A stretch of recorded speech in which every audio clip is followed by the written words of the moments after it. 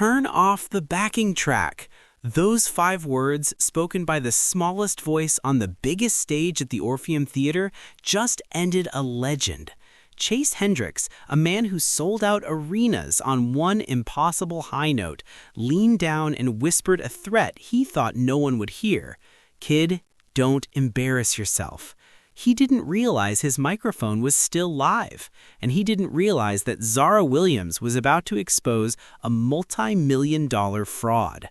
Zara wasn't famous or connected. She was just an 11-year-old choir kid from Compton with perfect pitch and a secret she never asked for. During soundcheck, she heard what no one else would admit. The superstar's voice was cracking. Every time the backing track dipped, his talent disappeared. But tonight, Chase Hendricks made a mistake. He tried to make her an example in front of 500 industry elites.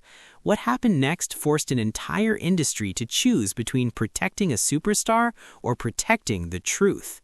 Before this night was over, Zara would be offered a $50,000 bribe to lie and disappear. She refused, and that decision cost her everything before it changed the world. If you believe that honesty is worth more than a paycheck, hit that subscribe button, because this story is for you. This is the night a little girl refused to fail quietly. 4 hours before the stage lights at the Orpheum Theatre would expose the biggest fraud in music history, 11-year-old Zara Williams sat on a cold folding chair backstage. She wasn't playing on a phone or chatting with other kids. She was sitting perfectly still, swinging her feet because they didn't quite reach the floor. If you looked closely, you could see the story of Zara's life in her outfit. Her shoes weren't new, they were borrowed from a girl at her church in Compton whose feet were almost the same size, though Zara had to stuff the toes with tissues to keep them from slipping. Her white blouse still had a faint, sharp crease down the center, the kind you only get when a shirt has been carefully folded back into a Target bag. Her mother, Monica, had kept the receipt tucked into her purse, just in case they needed to return the clothes the next morning to pay for groceries. Zara wasn't nervous about the 500 industry elites waiting in the velvet seats out front. She wasn't even nervous about the cameras. She was nervous about being seen, or rather being noticed for the wrong reasons. In the world of high-stakes music, Zara was a ghost.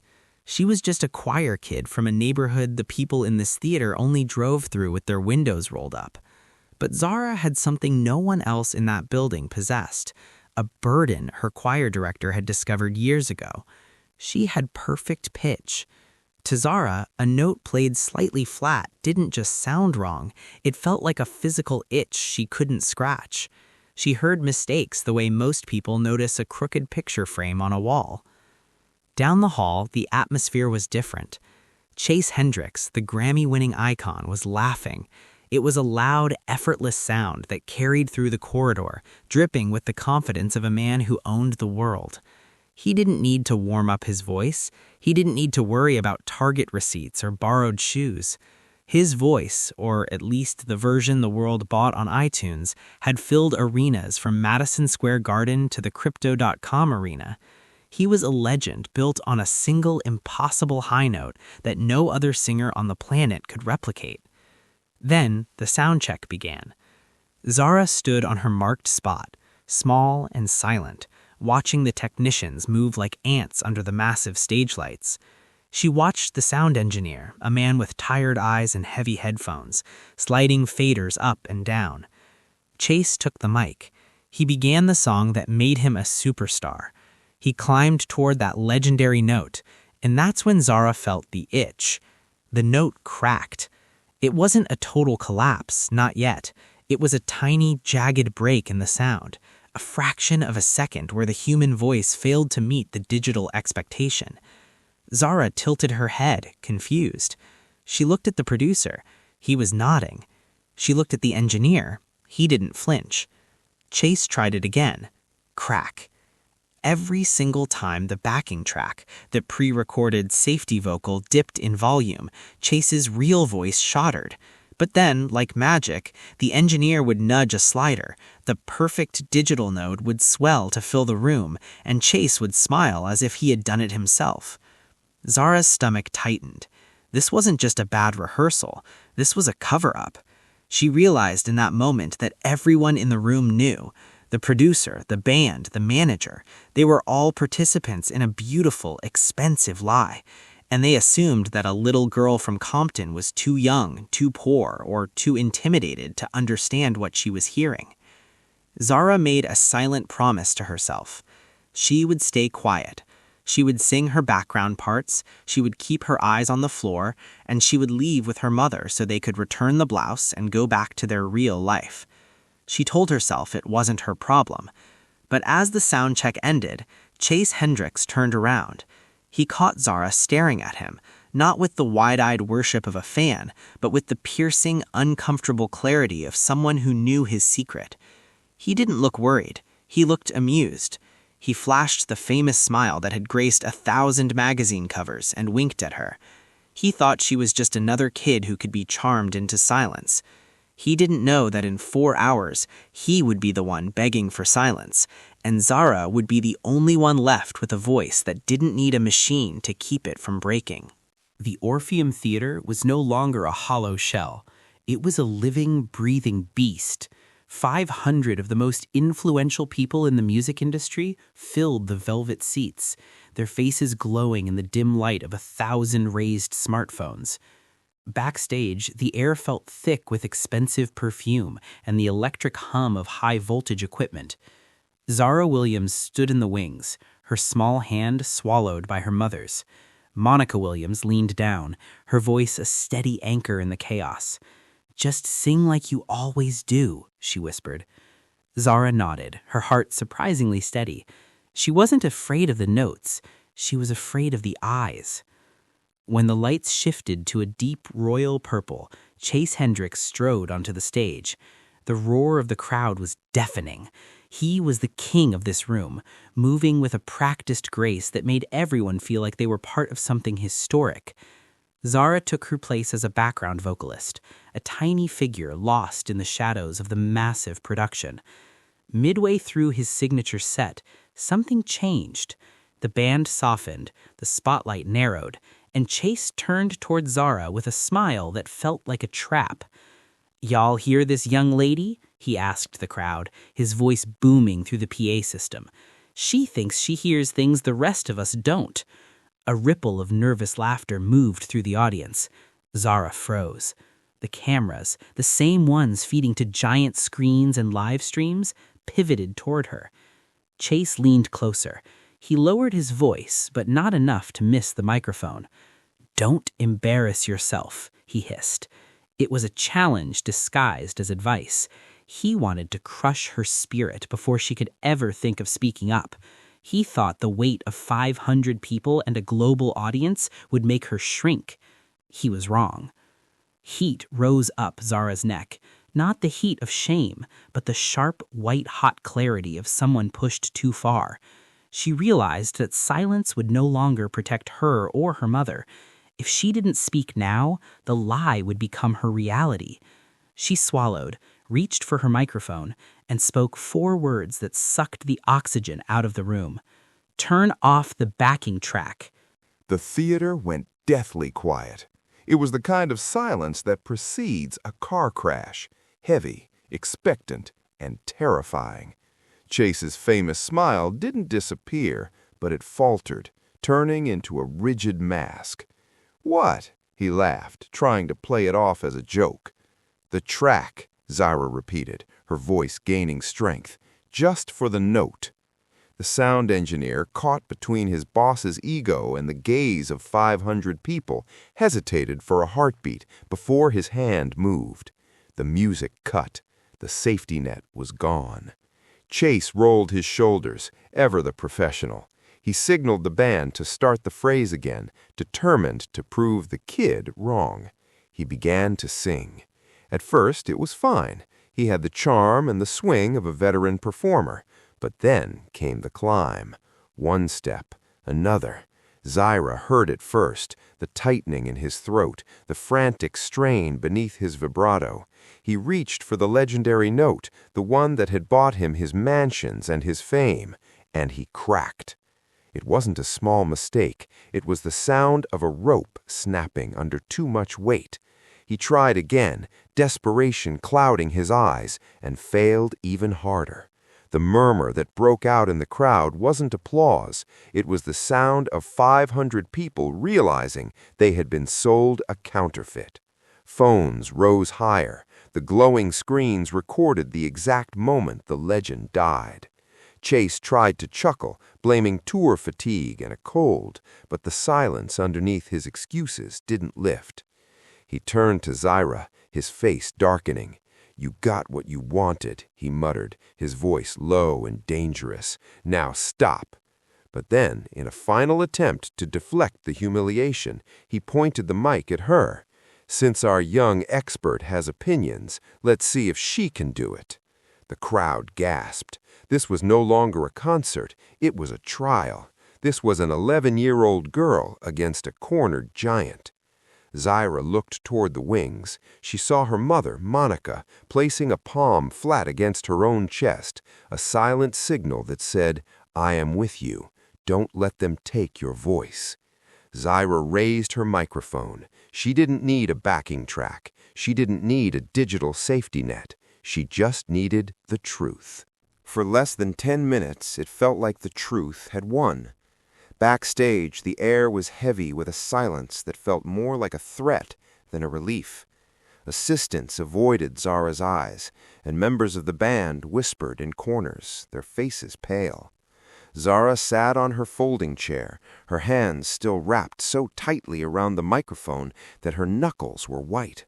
Her heart was racing, but inside she felt a strange, flickering calm. She had done what was right. That calm was shattered before she even reached the parking lot. By the time Zara and Monica stepped into the night air, the digital world had already chosen its narrative.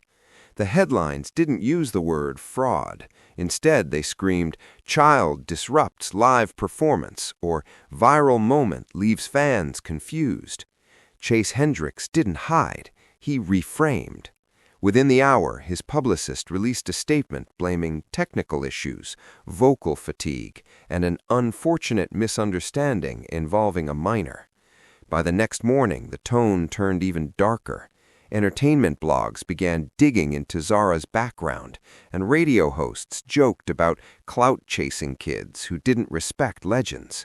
A viral clip began to loop on social media. It showed the moment Chase's voice cracked, but it was edited to cut out Zara's request to turn off the track, making it look like she had sabotaged him for a stunt. At school, the halls Zara once walked in anonymity became a gauntlet of whispers.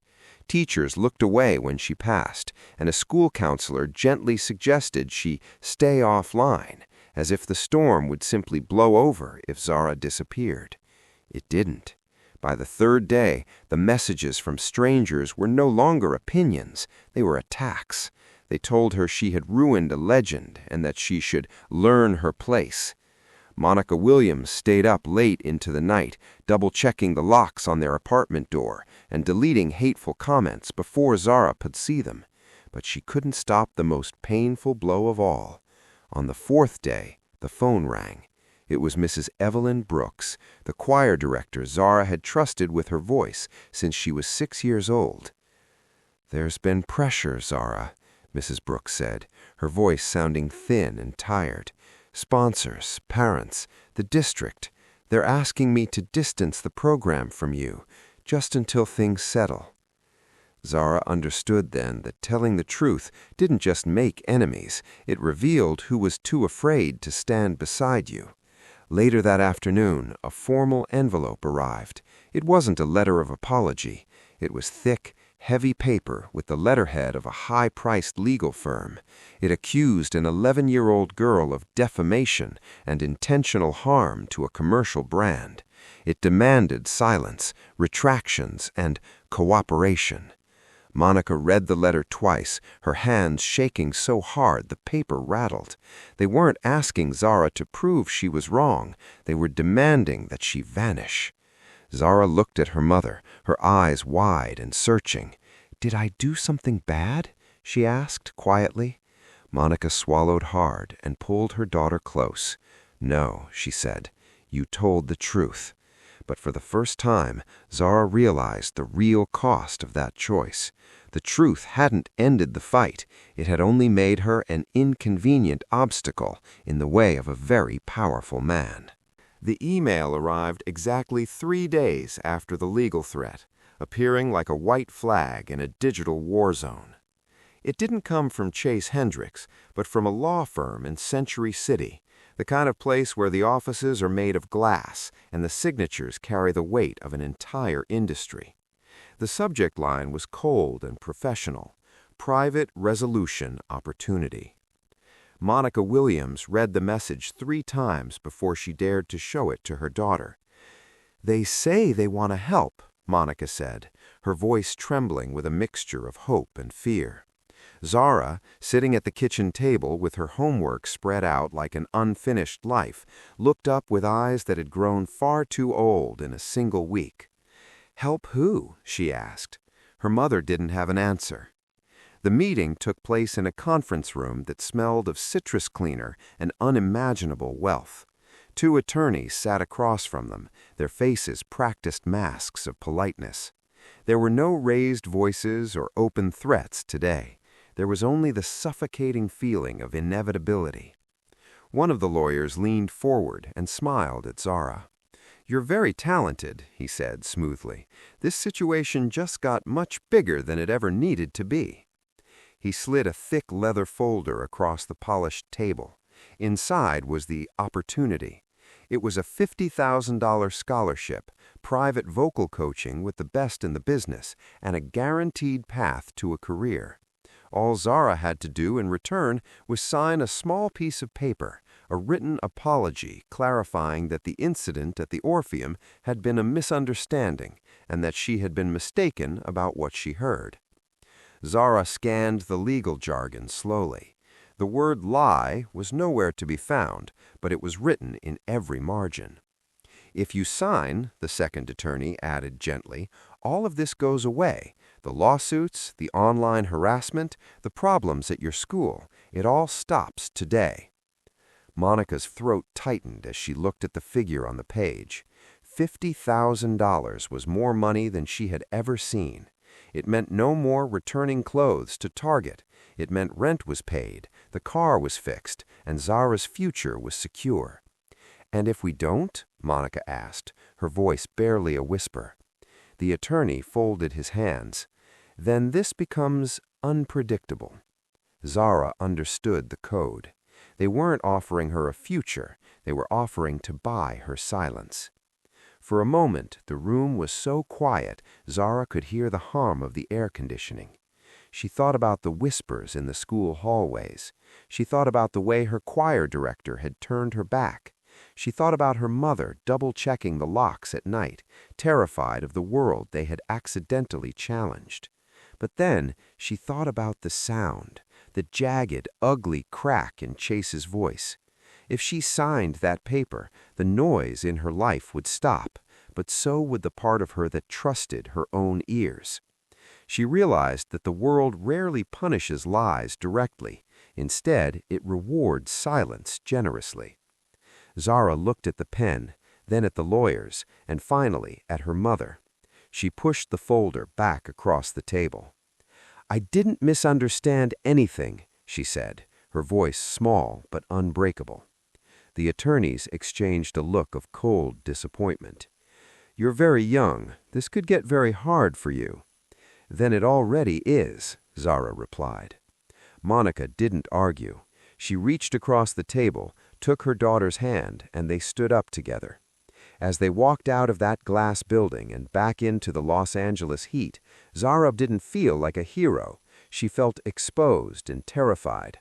But as she breathed in the city air, she felt a freedom that $50,000 could never buy.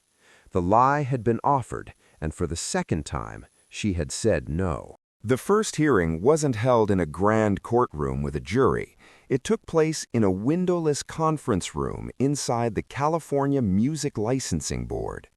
It was a space designed for procedure, not drama, filled with long tables and microphones that muted automatically.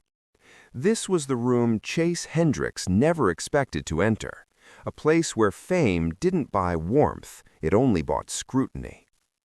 Zara sat between her mother and a quiet attorney assigned by a nonprofit arts council.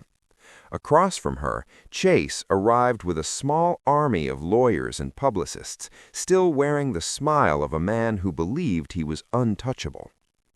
They didn't start with Zara's testimony. They started with the audio. The engineer's raw sound check files, unpolished and unboosted, played through the room's speakers. The famous note cracked once, then again, then again. In the silence that followed, no one laughed. A panel member leaned forward, her voice calm but heavy. "Mr. Hendricks, how many performances in the last 3 years included live assistance on that note?" Chase stumbled over his words, trying to deflect the blame to his technical team. But the panel wasn't asking about technicalities. They were asking about awareness. Then came the request that changed everything. "Sing it now," the chairperson said. "No track, no support, just the note." Chase's lawyers tried to object, but the chairperson was firm. Chase inhaled, his face pale under the fluorescent lights. He sang, and he failed. The note collapsed before it even reached its peak, and the room simply recorded the failure. The ruling wasn't a dramatic explosion, but it was precise. His license was suspended, live performance disclosures were mandated, and sponsorship audits were triggered. As Zara walked out of the building, she realized she had witnessed the rarest thing in the world, a system correcting itself. The world did not change overnight. Chase Hendricks released a carefully worded statement, and the internet eventually moved on to the next outrage. But for Zara, life finally slowed down. The days after the hearing were quieter. She still felt the weight of the experience, sleeping more lightly and flinching at notifications, but she never regretted her choice. When her mother asked if she wished she had stayed quiet, Zara's answer was simple: "No, I wish it didn't matter who said it." Months later, the industry shifted in ways Zara didn't always see. Performance disclosures became routine, and young artists were given clearer credit for their work. The system hadn't become perfect, but it had become slightly more honest. Zara eventually returned to choir practice.